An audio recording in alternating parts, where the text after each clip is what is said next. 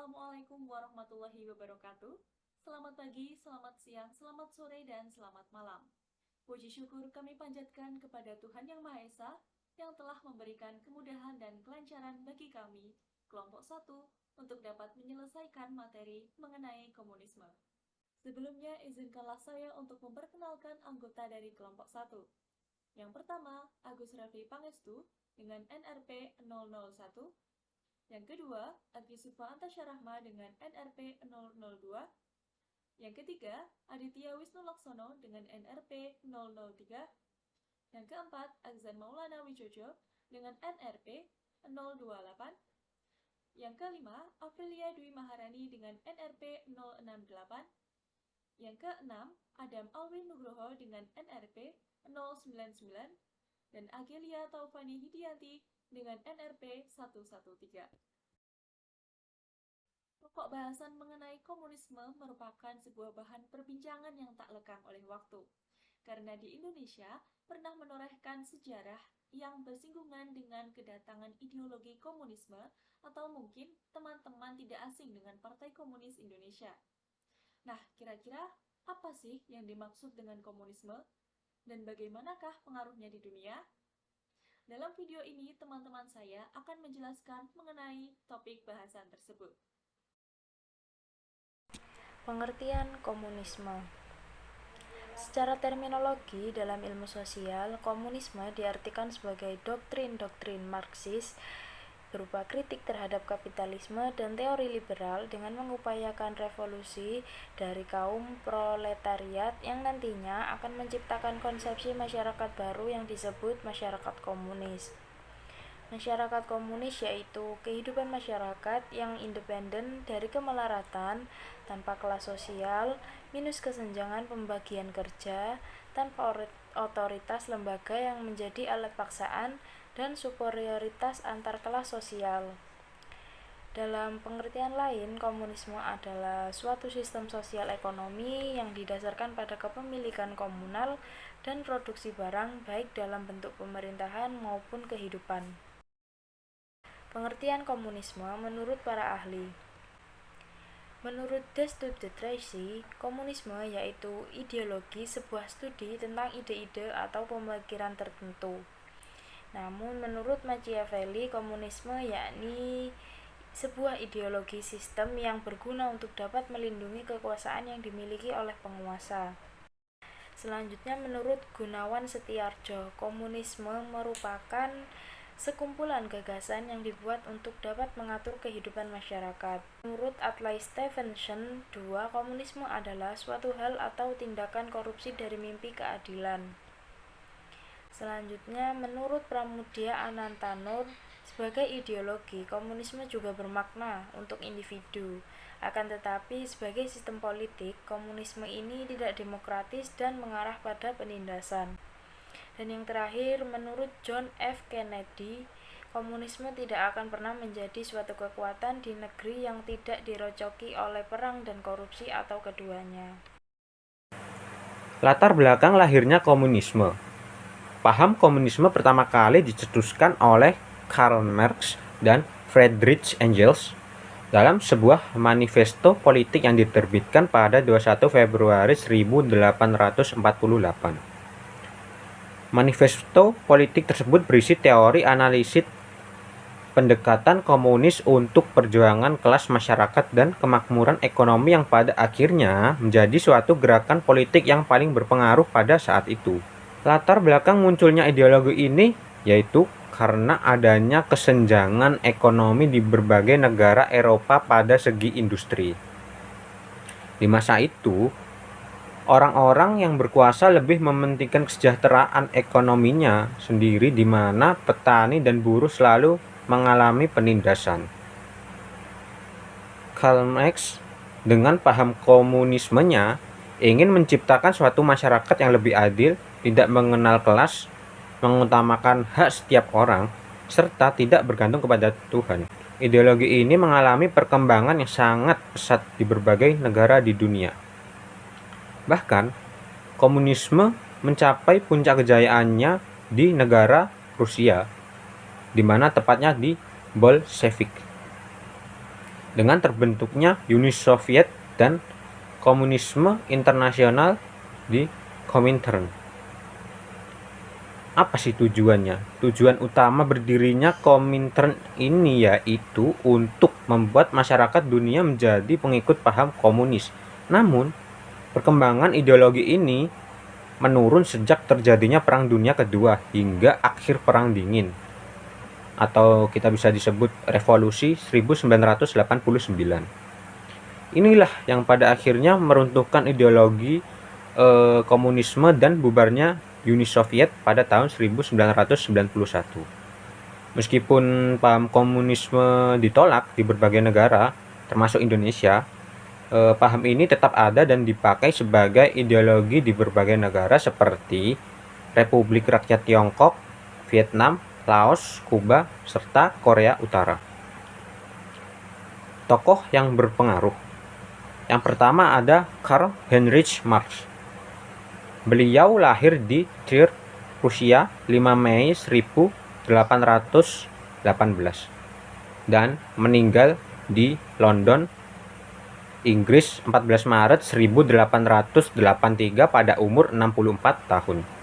Beliau merupakan seorang filsufat, pakar ekonomi politik dan teori kemasyarakatan dari Rusia. Marx sering dijuluki sebagai bapak dari komunisme yang bersumber dari kaum terpelajar dan politikus. Ia sering memperdebatkan bahwa analisis tentang kapitalisme miliknya membuktikan bahwa kontradiksi dari kapitalisme akan berkesudahan dan memberikan perlintasan untuk komunisme.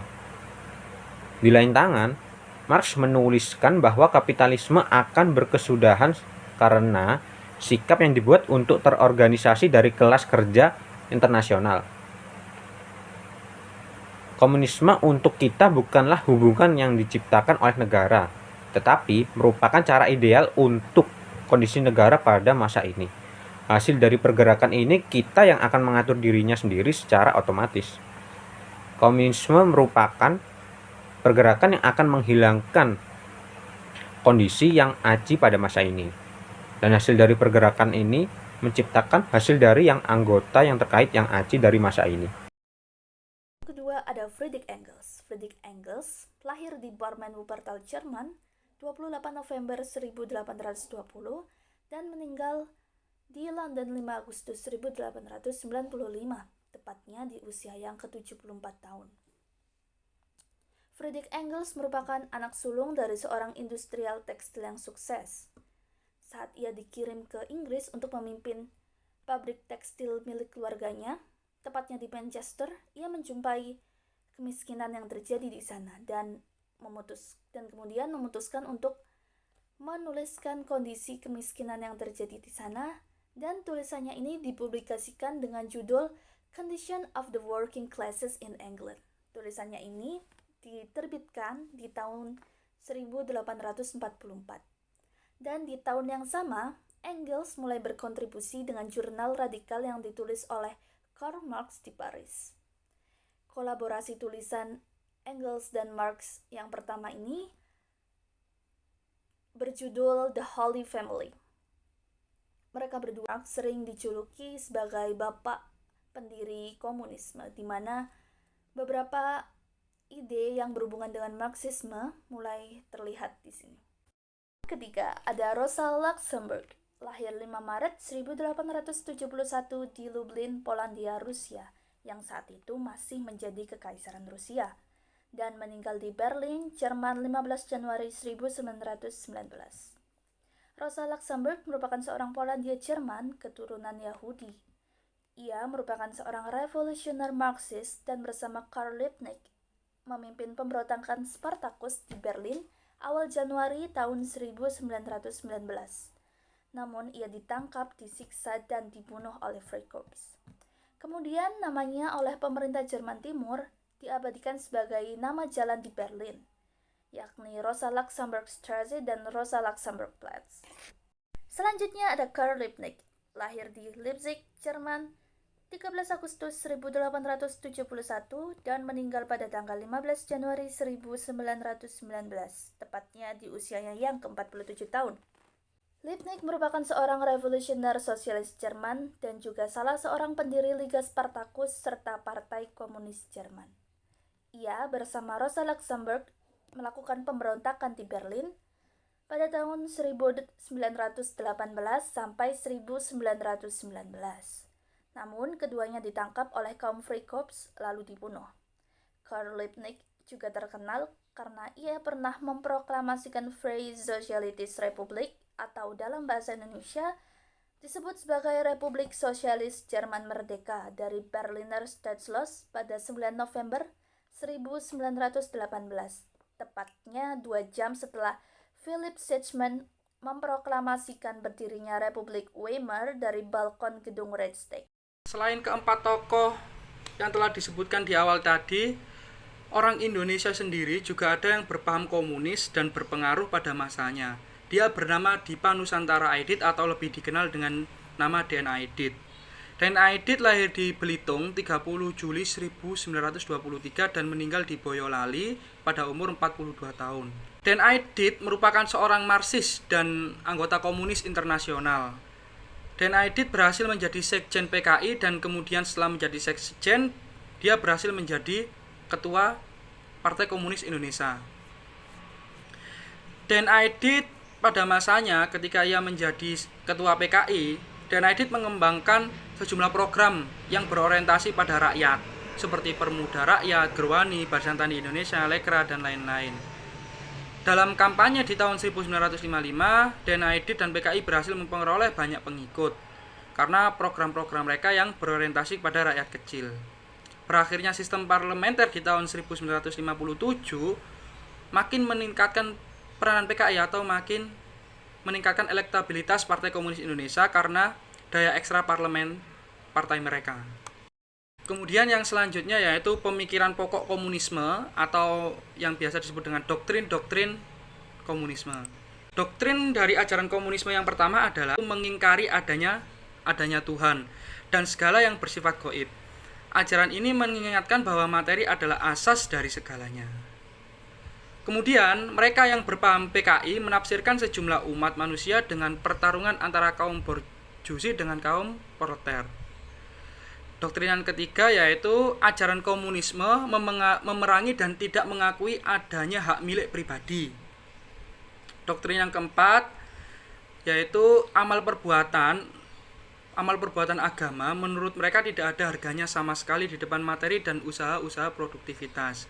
Kemudian pokok pikiran yang kelima yaitu aliran komunisme mempercayai segala perubahan yang terjadi di dunia. Menurut ajaran komunisme yaitu sebagai akibat yang pasti karena berubahnya sarana produksi, pemikiran, peradaban, dan kultur menurut mereka adalah hasil daripada lajunya perkembangan ekonomi. Kemudian doktrin yang ke-6 yaitu mereka penganut paham komunisme tidak segan-segan melakukan penipuan, pengkhianatan, dan pembunuhan untuk melenyapkan lawan-lawannya meskipun dari anggota Partai Komunisme sendiri. Pokok pikiran komunisme yang selanjutnya yaitu yang ke-7, yaitu dikatakannya bahwa moral itu relatif. Mereka menganggap bahwa moral adalah sebuah akibat daripada alat-alat produksi. Diperintahkannya rakyat dengan tangan besi dan kekerasan. Tak ada kesempatan bagi mereka untuk mengaktifkan daya pikirnya sebab mereka menghalalkan segala cara. Kemudian yang ke-8 yaitu mereka meyakini bahwasanya tidak ada akhirat siksa dan tidak ada pula balasan amal perbuatan kecuali di dunia ini.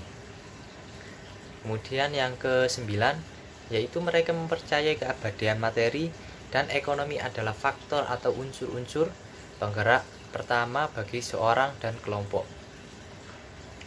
Yang ke-10 yaitu mereka mengakui kediktatoran kelas yang sedang berkuasa dan diimpikannya pemerintahan komunis internasional. Kemudian yang ke-11, komunisme percaya kepada pertarungan dan kekerasan, juga berupaya untuk memancing rasa dendam dan benci di kalangan pekerja atau buruh dan lainnya. Kemudian yang ke-12 yaitu komunisme. Komunisme menganut negara adalah partai dan partai adalah negara. Tentunya dalam hal ini yaitu partai komunisme itu sendiri. Kemudian yang ke-13 yaitu pemimpin politik pusat yang pertama dalam revolusi Bolshevik terdiri dari 4 orang. Semuanya orang Yahudi kecuali 1. Ini menunjukkan bahwa sejauh mana keterikatan antara komunisme dengan agama Yahudi. Kemudian selanjutnya yang ke-14 yaitu mereka menganggap bahwa Al-Quran disusun pada masa pemerintahan Utsman Roh. Kemudian beberapa kali mengalami perubahan sampai abad ke-8 dicapnya bahwa Al-Quran adalah senjata untuk menebar candu bagi masyarakat. Kemudian yang nomor 15 yaitu komunisme dan juga Marxisme mengingkari ikatan-ikatan keluarga dan dianggapnya bahwa itu mengandung dukungan terhadap masyarakat borjuis. Kemudian mereka menyusun cara untuk menghancurkan itu dengan digantikan oleh kekacauan seksual. Kemudian yang nomor 16 yaitu komunisme tidak melarang apapun betapapun kejamnya demi tercapai tujuan yaitu agar dunia ini menjadi komunis dengan di bawah dominasi mereka. Kemudian nomor 17 yaitu mereka menghancurkan masjid-masjid dan tempat ibadah lainnya. Juga disulapnya menjadi tempat-tempat hiburan dan pusat-pusat partai komunisme. Yang terakhir, ekspansi yang telah mereka lakukan banyak menelan korban, yaitu telah menduduki negara-negara Islam, membinasakan rakyatnya, dan lain sebagainya. Pembahasan yang selanjutnya yaitu mengenai pengaruh komunisme di dunia. Hal pertama yang menjadi pengaruh komunisme yaitu kegiatan perekonomian yang dikuasai oleh negara. Di dalam ideologi ini, segala faktor produksi dimiliki oleh bersama. Maka dari itu, segala hal yang berhubungan dengan kegiatan ekonomi dimiliki oleh negara. Rakyat biasanya hanya dapat memiliki kegiatan ekonomi dalam skala yang kecil, sedangkan industri yang sifatnya besar menjadi kekuasaan dari negara. Dengan kepemilikan bersama tersebut, diharapkan kesejahteraan akan lebih mudah untuk diperoleh sehingga tujuan pembangunan nasional juga turut tercapai. Segala sumber daya negara yang memiliki pengaruh besar terhadap hajat hidup orang banyak pun juga dikuasai oleh pemerintahan.